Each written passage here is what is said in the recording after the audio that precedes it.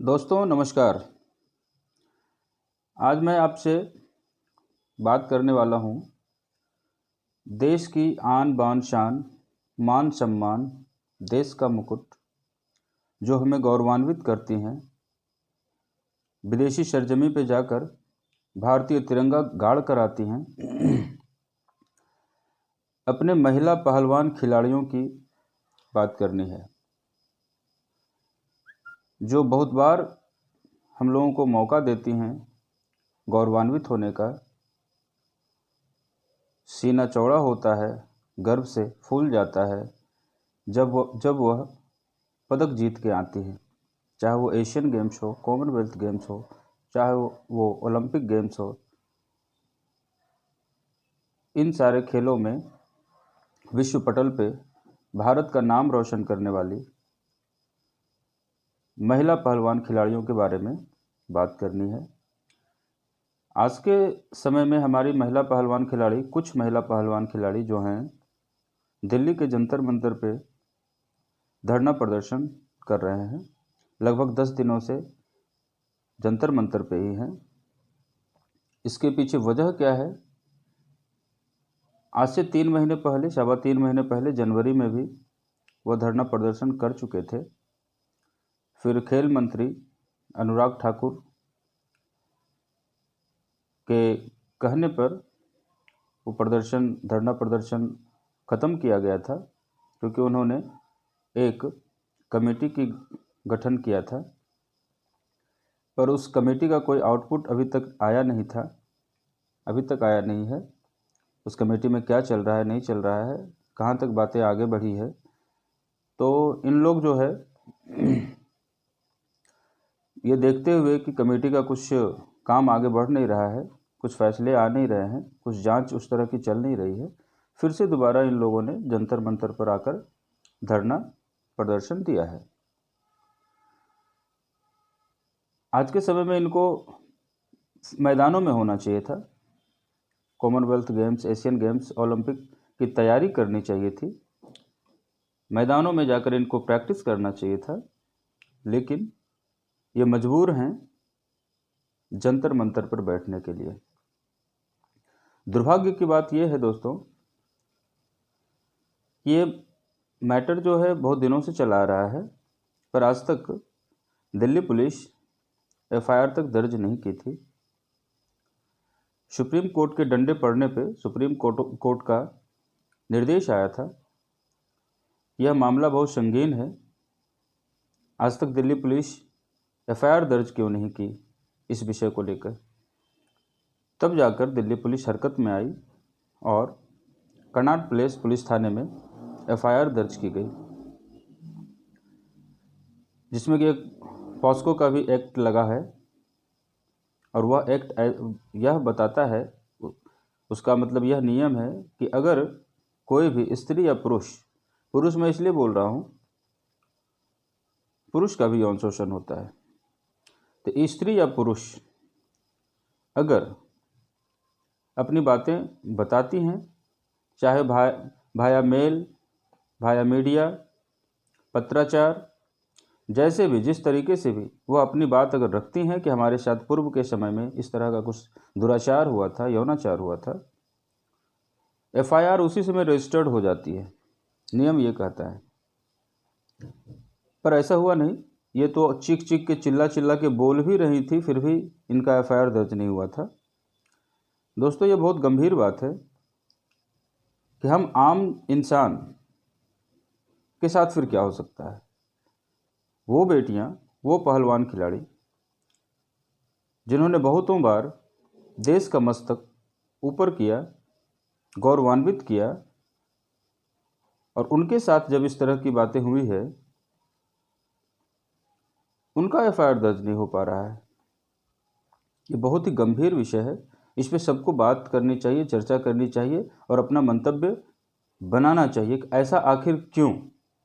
ये सोचने वाला विषय है। फिर सुप्रीम कोर्ट की फटकार लगने के बाद में दिल्ली पुलिस ने कनॉट प्लेस थाने में एफआईआर दर्ज किया। एफआईआर दर्ज होने के बाद फिर भी इन लोग धरने पे बैठे हुए हैं। इनका कहना है, खिलाड़ियों का कहना है कि जब तक वह व्यक्ति जिनके ऊपर आरोप है, एक्चुअली वो कुश्ती संघ के अध्यक्ष हैं, उन्हीं के ऊपर आरोप है, उनका नाम बृजभूषण शरण सिंह है, वो जब तक अपने पद से इस्तीफा नहीं देते हैं, फिर इस मामले की जांच सही तरीके से हो नहीं पाएगी। तो खिलाड़ियों की मांग है कि वो अपने पद से इस्तीफा दें और इसकी जांच हो। तो ये भी एक शर्मनाक बात है, इतने बड़े पद पर रहते हुए अगर आरोप लगा है, खुलेआम आरोप लगे हुए हैं, उन लोग जंतर मंतर पे प्रदर्शन कर रहे हैं, आज से 3 महीने भी पहले प्रदर्शन कर चुके हैं।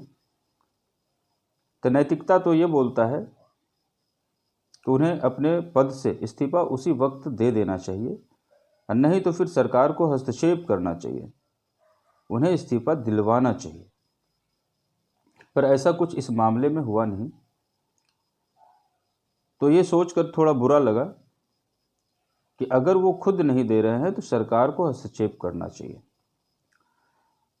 वो बृजभूषण शरण सिंह के बारे में अगर आप पढ़ेंगे, सुनेंगे और देख ही रहे होंगे, अगर आप सोशल मीडिया, टेलीविज़न सबसे जुड़े हुए हैं, न्यूज़पेपर सबसे जुड़े हुए हैं, तो आपको मालूम होगा कि वो किस तरह के लोग हैं।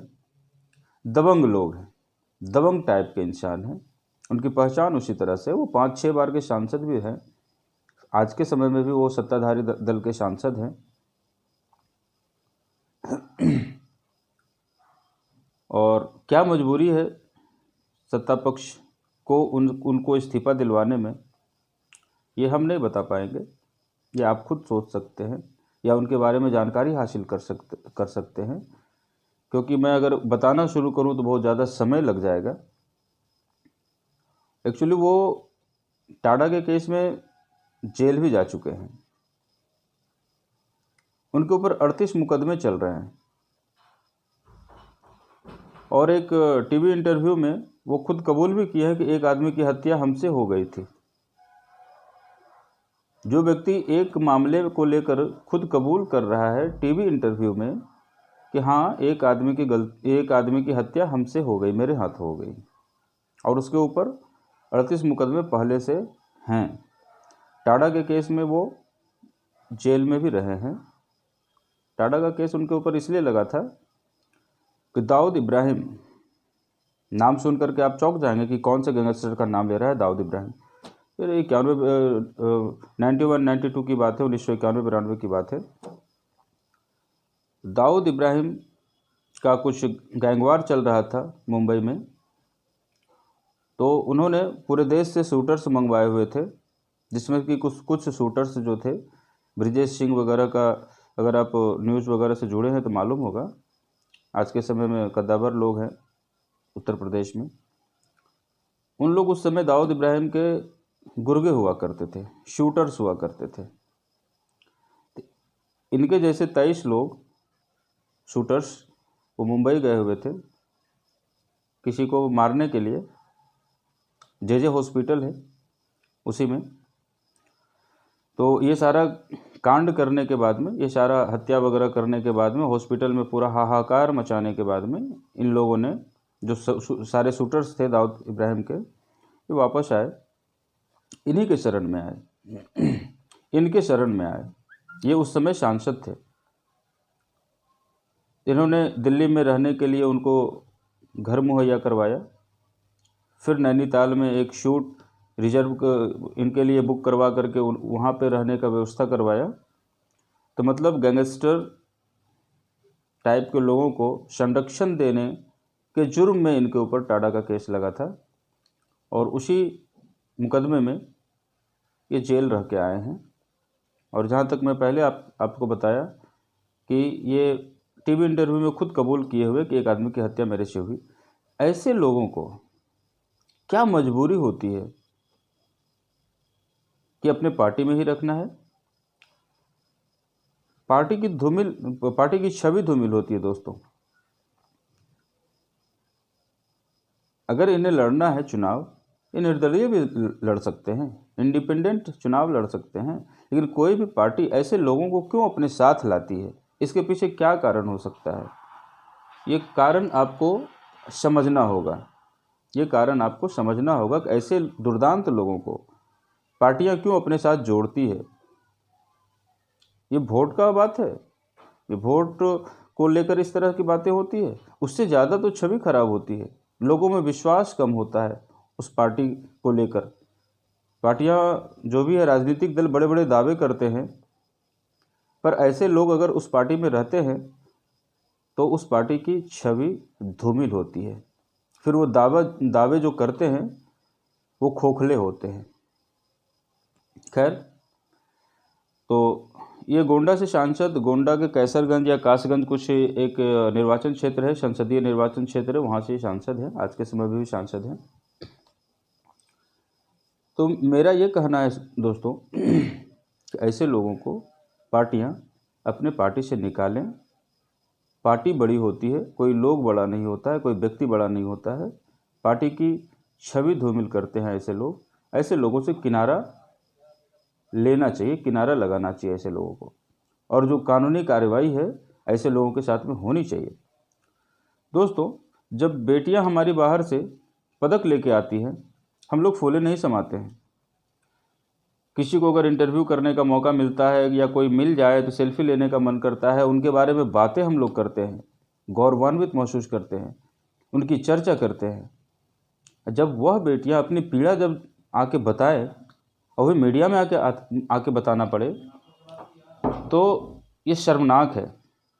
और वो होने मतलब इतना चर्चा और बताने के बाद भी उनके ऊपर एफआईआर दर्ज नहीं हो उस आरोपी के ऊपर, ये उससे भी ज़्यादा बेहद शर्मनाक है।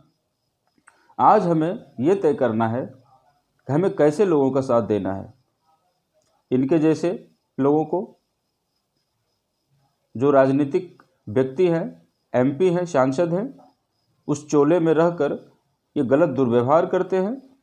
कुश्ती संघ का अध्यक्ष 2011 से बने बैठे हैं और इनके ऊपर ये आरोप लगा है। इनके ऊपर इतना नैतिक बल नहीं है कि ठीक है, मेरे ऊपर आरोप लगा है तो इसकी जांच की जाए, तब तक मैं अपने पद को त्याग करता हूं।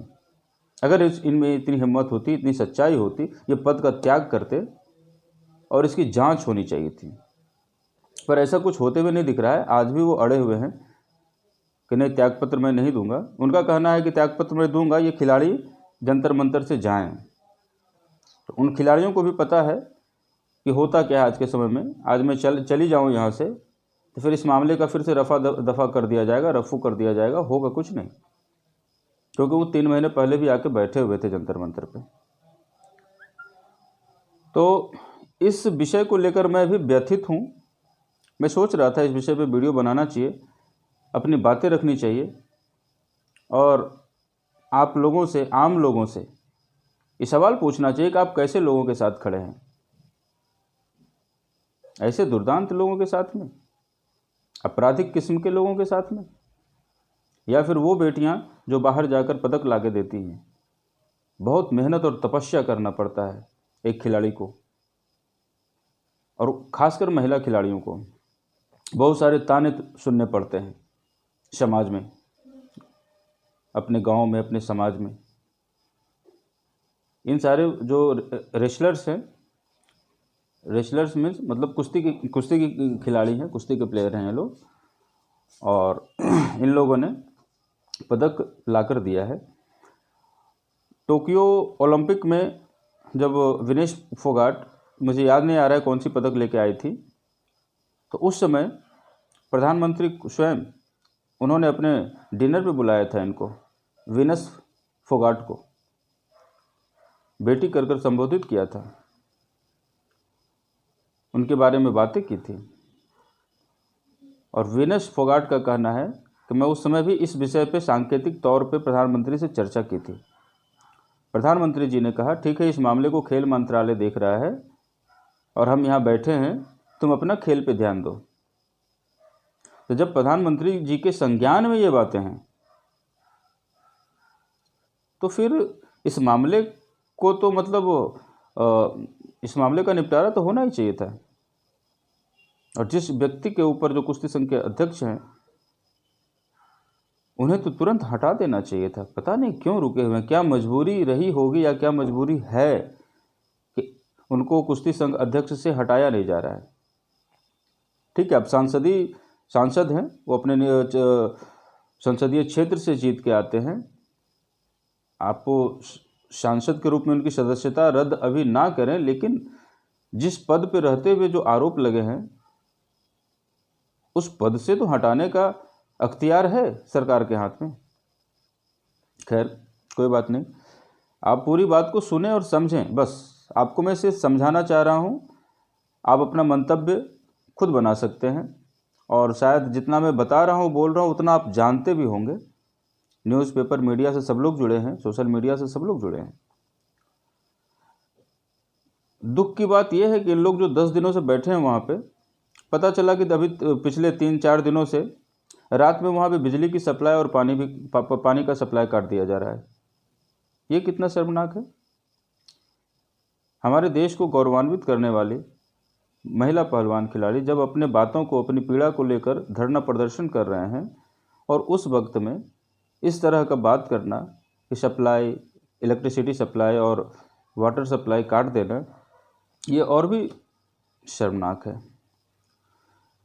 फिर ये महिला खिलाड़ी दोबारा सुप्रीम कोर्ट गए। सुप्रीम कोर्ट को फिर से निर्देश देना पड़ा कि इनकी सुरक्षा का ध्यान रखा जाए।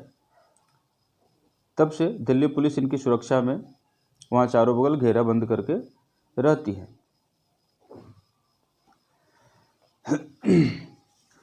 आपको एक और शर्मनाक बात बताता हूँ। भारतीय ओलंपिक संघ, इसके अध्यक्ष आज के डेट में पीटी ऊषा जी हैं। वो खुद एक महिला एथलीट हैं, उन्होंने भी देश को गौरवान्वित किया है। उन्होंने 4 बार एशियन गेम्स जीते हुए हैं, कॉमनवेल्थ शायद भी उन्होंने जीता हुआ है। ओलंपिक में इनको 4था स्थान मिला था, चूक गई थी, मतलब पदक वहाँ से, मतलब ब्रॉन्ज, सिल्वर, गोल्ड ये वगैरह कुछ नहीं लेके आ पाई थी। 4था स्थान इनका रहा था, लेकिन इन्होंने भी गौरवान्वित किया। इन पे भी गर्व है। इन्हें आज की खिलाड़ी जो हैं रोल मॉडल मानती हैं, इन्हें देखकर सीखी है, प्रेरणा की स्रोत है ये। पीटी ऊषा जी का बयान था, ये जो महिला खिलाड़ी जंतर मंतर पर धरना प्रदर्शन कर रही हैं, यह देश के लिए नहीं, उनका ये कहना था, उनका कहना था यह अनुशासनहीनता है, यह अनुशासनहीनता के दायरे में आता है और देश की छवि को धूमिल करती है। इस तरह से महिला पहलवान खिलाड़ियों को जंतर मंतर पर बैठना नहीं चाहिए था।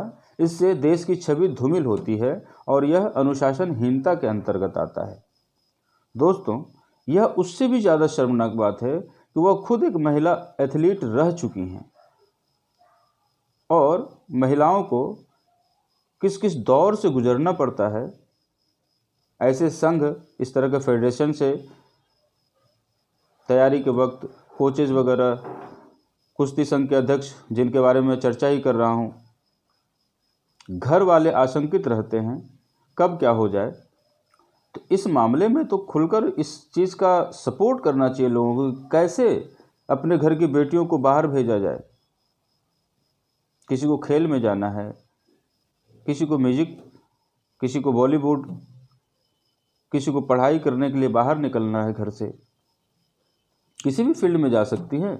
आज की महिलाएं बहुत स्ट्रॉन्ग हैं, बहुत मजबूत हैं, और हर फील्ड में आप जब रिजल्ट देखोगे, मैट्रिक का, इंटर का, आईएएस का, मेडिकल का, इंजीनियरिंग का, आपको हर जगह ये महिलाएं मात देती हुई दिखेगी। आपको रिजल्ट आप देखेंगे तो आपको ये समझ में आएगा कि हर जगह इन महिलाओं में इतना एनर्जी, इतना पोटेंशियल होता है कि हर जगह पुरुषों को मात देते हुए आगे बढ़ रही हैं ये।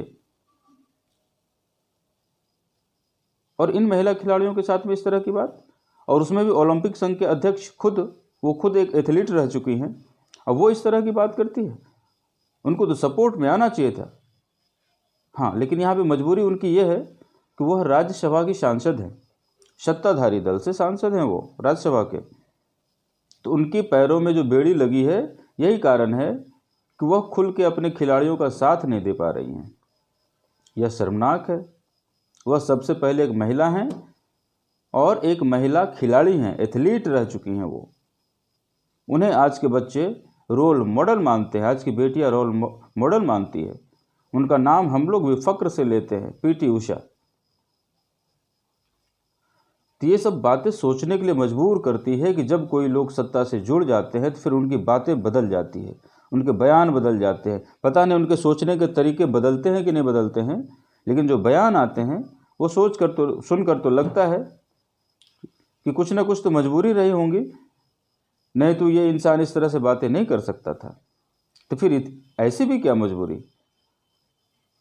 एक राज्यसभा की सांसद ही आपकी चली जाएगी अगर आप महिला खिलाड़ियों के सपोर्ट में आ जाएंगे तो। इससे ज़्यादा और क्या हो सकता है? उससे ज़्यादा आप ख्याति प्राप्त कर चुके हो, उससे ज़्यादा आप देश को गौरवान्वित कर चुके हो।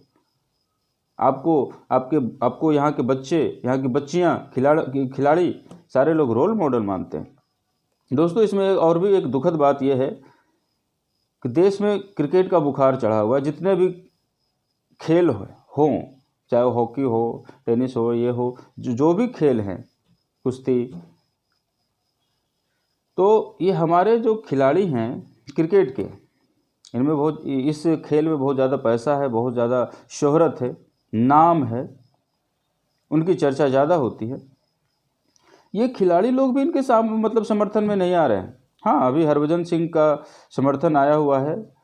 अनुभव बिंद्रा जी हैं जो शूटर्स थे, राइफल अपना तीरंदाजी में उन्होंने भी मेडल लिया हुआ है, उनका समर्थन आया हुआ है। कर्णम मल्लेश्वरी हैं, हैवीवेट चैंपियनशिप, उनका समर्थन आया हुआ है। इनको समर्थन देना है, हम आप जैसे लोगों को समर्थन देना है। मैं ये वीडियो उनको समर्थन देने के लिए ही बना रहा हूँ। हाँ, अगर उनकी शिकायत गलत हो, गलत पाया जाए तो फिर इनके ऊपर भी कार्रवाई होनी चाहिए, कड़ी कार्रवाई होनी चाहिए। किसी का छवि आप धूमिल नहीं कर सकते, किसी व्यक्ति का, किसी अध्यक्ष का, कुश्ती संघ के अध्यक्ष का, वह भी माननीय हैं, चुने हुए सांसद हैं। अगर यह सारे आरोप गलत पाए जाते हैं तो इन सारे खिलाड़ियों के ऊपर भी कड़ी कार्रवाई होनी चाहिए। लेकिन इसकी जांच हो तब तो, जांच शुरू हो तब तो। ये कुश्ती संघ के अध्यक्ष से हटे तब तो जांच शुरू हो पाए। सरकार की पूरी चुप्पी है इस मामले में। ये कौन सी मजबूरी है, समझ में नहीं आता दोस्तों। एक व्यक्ति पूरे पार्टी को बदनाम कर रहा है क्योंकि सारे लोग यही बोलते हैं कि वो सत्ताधारी दल का सांसद है। इससे वो पार्टी से जुड़े हुए लोग हैं, पार्टी की छवि तो खराब हो ही रही है। तो ये सोचने का विषय है, आप लोग भी सोचिए इस विषय पे। मैं अपनी बात, मुझे बताना था, मुझे व्यथा थी इस बात की। मैं सोच में पड़ा था कि आखिर इस तरह की भी मजबूरियां हो सकती है क्या किसी एक व्यक्ति को लेकर। ये बहुत रसूख वाले लोग हैं जिनका मैं नाम ले रहा हूं, बृजभूषण शरण सिंह, ये बहुत रसूख वाले लोग हैं। जब लाल कृष्ण आडवाणी जी रथ यात्रा निकाले थे उस समय ये सारथी हुआ करते थे। उस समय राम जन्मभूमि आंदोलन से इनका नाम जुड़ा हुआ है। अब ऐसे लोगों के ऊपर इस तरह का आरोप, तो फिर समझ में नहीं आता कि आप उस समय राम जन्मभूमि से जुड़े हुए लोग थे, लाल कृष्ण आडवाणी और अटल बिहारी वाजपेयी जी के साथ में काम किए हुए लोग, और उनके ऊपर इस तरह का आरोप लगे। अब पार्टी बर्दाश्त कर ले इस चीज को? कि आप लोगों को सोचना है दोस्तों कि क्या मजबूरी रही है या क्या मजबूरी रही होगी कि इनके ऊपर कोई एक्शन नहीं हो पा रहा है। सुप्रीम कोर्ट को बीच में दखल देना पड़ रहा है। कल भी सुनवाई है सुप्रीम कोर्ट में इस मैटर को लेकर के, देखते हैं क्या आता है। उनके तो जान माल की खतरा है, सुरक्षा का बहुत बड़ा उनके ऊपर वो लगा हुआ है कि कभी भी उनके साथ कुछ हो जाए, कुछ भी हो सकता है, क्योंकि वो उस तरह के दबंग टाइप के इंसान हैं। इसके वजह से सुप्रीम कोर्ट को इनकी सुरक्षा मुहैया करवाने के लिए दिल्ली पुलिस को बोला गया और दिल्ली पुलिस अब 2 दिनों से 3 दिनों से इनकी सुरक्षा के लिए वहाँ पे तैनात है। आप अगर सोशल मीडिया पे जाओ, क्योंकि मेन स्ट्रीम मीडिया में इसकी चर्चाएं बहुत कम हो रही है, आपको कुछ ज़्यादा नहीं मिल पाएगा सुनने के लिए इस विषय पे, क्योंकि उन लोगों के लिए यह मुद्दा शूट नहीं करता है, क्योंकि यह मुद्दा सत्ताधारी दल से जुड़ा हुआ मुद्दा है। सूट नहीं करता इस विषय पे डिबेट करना, चर्चा करवाना, क्योंकि लोग जो नहीं जानते वो भी जानने लग जाएंगे नियत और नियति के बारे में कि क्या नियत है सत्ताधारी दल का। तो ये अगर इन विषयों पे और आपको ज़्यादा जानना हो, अब सोशल मीडिया पे आइए, यूट्यूब पे आइए, वहाँ पे आप सर्च कीजिए, आपको पूरी जानकारी मिल जाएगी। तो ये मेरी व्यथा थी जो मैं आपके सामने रखा, और आगे भी मैं इस विषय को क्लोजली फॉलो कर रहा हूँ, क्या वहाँ चल रहा है नहीं चल रहा है। आगे भी मैं इसका अपडेट लेकर आपके सामने आऊँगा। इसके ऊपर मैं वीडियो बनाकर ज़रूर अपलोड करूँगा, आप लोग देखें। और आपसे रिक्वेस्ट है हमारी, एक इंसान होने के नाते सोचिए, एक मानवता होने के, मानव जाति, मानवता, इंसानियत होने के नाते सोचिए इस विषय के बारे में कि कितना संगीन बात है, कितनी शर्मनाक बात है। और उसके बाद में भी इस व्यक्ति के ऊपर कोई आंच नहीं आ रहा। एफआईआर दर्ज होने, पॉस्को एक्ट के तहत एफआईआर दर्ज होने के बाद भी गिरफ्तारी नहीं हो पा रही है। अब कल ध्यान हम भी अपना नज़र रखेंगे, कल सुप्रीम कोर्ट का क्या फ़ैसला आता है, क्योंकि सुनवाई इसकी चल रही है। कल फैसला आता है या फिर अभी सुनवाई चलेगी, तारीख आगे बढ़ेंगे, वो देखना रहेगा। तो ठीक है दोस्तों, फ़िलहाल अभी मैं अपनी बात यहीं पे समाप्त करता हूँ। लेकिन अगर आप पूरी वीडियो सुने हैं तो आपको ज़रूर विचार करना चाहिए इस विषय पे कि हमें खड़ा किसके पक्ष में होना है, ऐसे लोगों के साथ में या फिर ऐसे महिला पहलवान खिलाड़ियों के साथ में। इसमें बहुत कुछ तय हो जाएगा, फिर आपका माइंड क्लियर हो जाएगा कि हमें कैसे लोगों के साथ में खड़ा होना चाहिए, अगर आप एक बार ध्यान से सोच ले तो। धन्यवाद दोस्तों, फिर मिलते हैं नेक्स्ट वीडियो में। धन्यवाद।